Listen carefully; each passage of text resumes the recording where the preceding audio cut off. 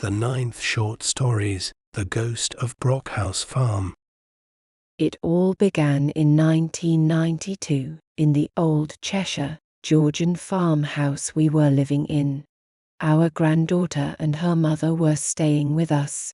One night at about 9:30, Manon, the granddaughter, woke up. She was nearly 3 at the time. We heard her crying, and I went to see her to find out what was wrong. Manon was sitting up in her bed saying she had seen a face. We couldn't console her, so I took her downstairs. It must have taken an hour or so to persuade her to settle down again. At the time, I put it down to the moon shining in through the window onto a mirror above her bed. But it couldn't have been that. It was a few days later, when thinking back, I remembered we'd had heavy rain that evening, and everything was completely overcast and would have obscured the moon. Also, the window was too far away and too low for anything to shine on the mirror. We had a field and a steep slope in front of the house, and unless the moon was actually at hedgerow level, it could never have been reflecting off the mirror. Manon settled down, and we forgot about the incident, except we had no explanation for her behavior. It was perhaps about a year later when I woke up in the middle of the night and got a terrible shock. There was a man in our bedroom. I was glad that my husband was between me and the man. I remember thinking, what is he doing here? Was he going to murder us? How the hell did he get in? The house alarm was set and surely would have gone off. Then I realized I was looking at a ghost and stopped being frightened. He appeared to be sitting beside the bed. His face was absolutely clear as seeing a real person in daylight. He had a very ruddy complexion with deep lines from beside his nose down to his mouth. He had, what I thought at the time, were steel grey eyes. He looked quite weather-beaten, as though he spent a lot of time outside. It was as if his face was lit by candlelight or one of the old paraffin lamps, and he was watching over someone who was ill or dying. As soon as I realized he was a ghost, I stopped being frightened and was curious about what he was doing there in our bedroom. I remained completely still, watching him and wishing I could draw as I could have drawn his face.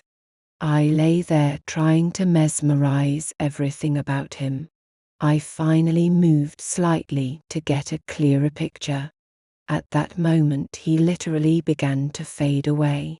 He went from being so clear and very quickly became fainter. Within seconds, he had disappeared, and our bedroom was in total darkness. I lay there wondering who he was and why he was there. Next morning, I told my husband all about the experience, but he had no explanation either. Over the next few days, I wondered how I could find out who he was, so I wrote about the encounter, and I submitted it to our local village magazine. On the day after the magazine was published, 4 different older ladies phoned me.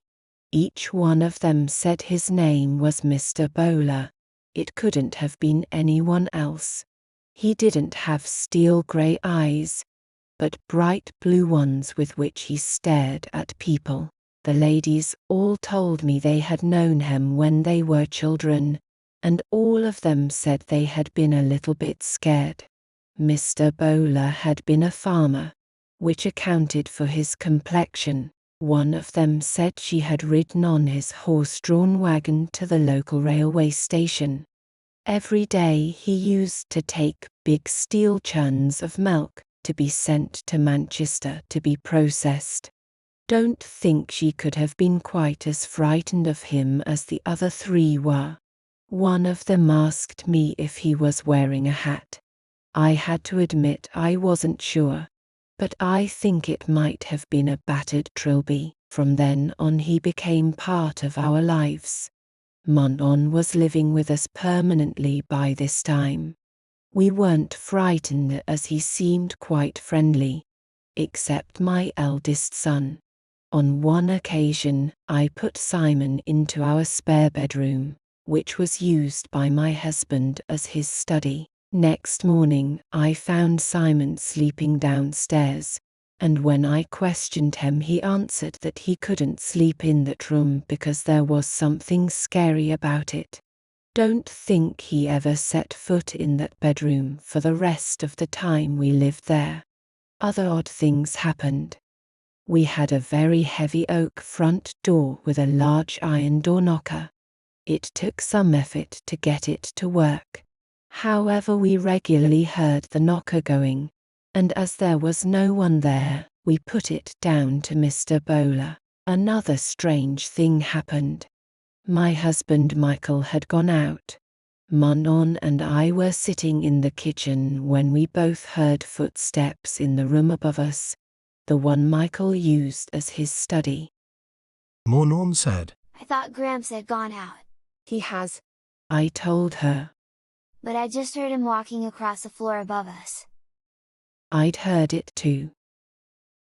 Georgian farmhouses often have 4 rooms above each other, and our house followed this format. In the center of the house was a wide hallway with stairs at the end. I went and locked the door between the dining room and the hall just in case someone had entered the house unbeknown by us. Then I went outside. Not a door or a window was open. There was nobody else in the house except Manon and me, and yet we both heard someone or something crossing the floor upstairs. There were many other times when we were aware we were not alone, but, apart from Simon, none of us were frightened. One day, I was sitting having a mid-morning cup of coffee on the patio area at the back of the farmhouse. As it had been a former farm, we had a large yard surrounded by 4 brick buildings, the house, and 3 barns. It was into this yard a car appeared. The man driving it asked me if the house had been on TV the night before.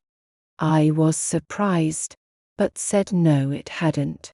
He explained his mother had been watching television and had recognized the old house.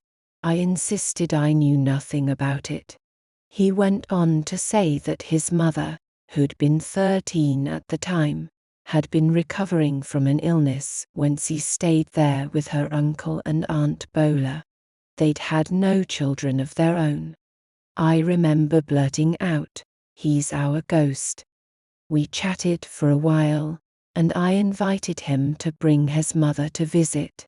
A few weeks later he phoned and told me his mother was visiting, and he added he hadn't told her anything, but just suggested she might like to see the old house again.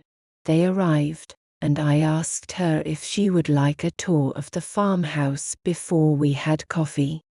Downstairs had changed quite a bit. Our dining room had once been the original kitchen. You could even see where the former back door had been.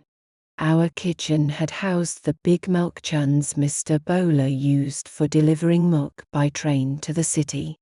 Our big sitting room had once been 2 smaller rooms, one for the family, and the other was especially for guests, the parlor. Upstairs we headed into Michael's study, the room where Manon and I had heard the ghostly footsteps, and where my son had refused to sleep. The old lady immediately said, "I remember this room. This is where my aunt kept her jars of homemade jam and chutney." We crossed over the upstairs hall into my granddaughter's room, and the old lady said it had been hers. The most interesting bit was when we went into our bedroom where the ghost of Mr. Bowler had visited us.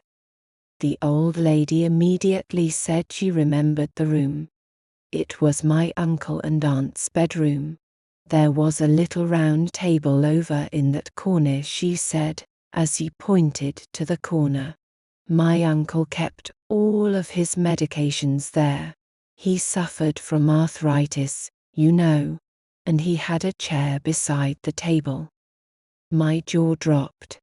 That was exactly where he was sitting when I saw him. Perhaps the most curious thing was that he hadn't died in the old farmhouse, but had moved at least twice before he died. The other strange thing was that the old lady had brought a photograph of Mr. Bowler, his wife, and his collie dog. Bowler was wearing a sort of trilby hat,